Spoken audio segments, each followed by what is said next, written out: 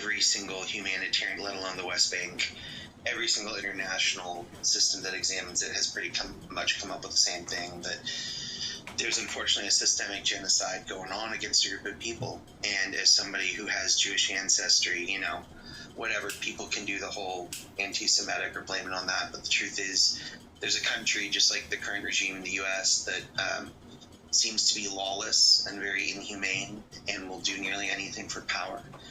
And Iran's very complicated. If you all remember the Green Revolution and everything trying to go on over there, you have what the U.S. is trying to create, a repressive, theocratic regime, which I'm not a fan of.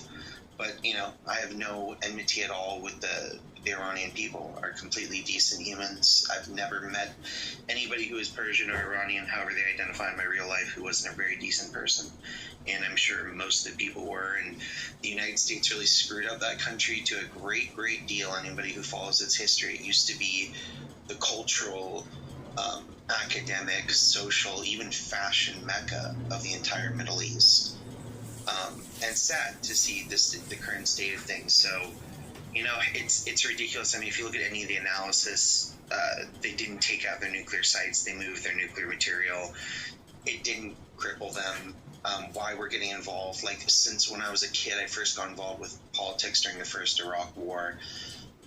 Is this president itching after being the president of peace and winning a Nobel Peace Prize just to get a war? I don't know. It's a nightmare, and at the same time, I'm not really supportive of either regime in Iran or in Israel. They're both pretty monstrous on many levels. So I wish both the people of both countries a much better future, where awful people don't use their citizens as pawns and use massive military budgets to harm others so they can stay in power. I hope the conflict ends soon, and it's just tough. And then you get a lot of mediocre, bad takes on here. But the truth is, like, this is a complicated situation.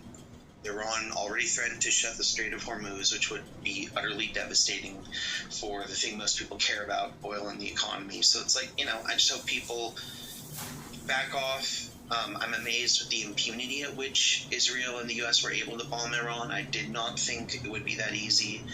And at the same time, it's kind of like North Korea, right? Everybody could bomb the hell out of North Korea, but Seoul's right there. And if Iran really shuts down the strait, then don't listen to the fear-mongering and everything about themselves. That's the thing. So anyway, we'll see, and I hope it's just over. Thanks, Briar. First of all, I have to agree with most everything you said, and that is the issue. We have a huge problem with our dear leader, and so does Israel.